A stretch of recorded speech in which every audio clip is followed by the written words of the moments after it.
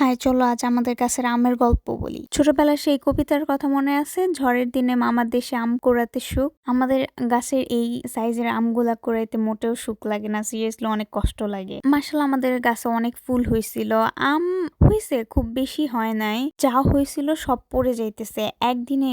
যখন আমি এই আমগুলা খুঁজছিলাম তখন মেবি একদিনে 10-12টার মতন আম পড়ছিল। এখানকার ওয়েদার একদম ক্রেজি, সারাদিন 40-42 ডিগ্রি। সন্ধ্যাবেলা শুরু হয় পাগলের মতন বাতাস। সারাদিনের বাতাসে আমের বোটাগুলা যায় শুকায় আর সন্ধ্যার বাতাসে যায় পড়ে। যাই হোক, এই আমগুলা যেদিন পড়ছে ওই দিন নাদিয়ার ফ্রেন্ডরা আসছিল। ওরা এই আম দেখে বলতেছে ওরা কখনো কাঁচা আম ট্রাই করে নাই। দেন আমি ওদের chili powder, salt, and other spice. Another spices. Oh wow. Okay. Ready? Okay. Cheers.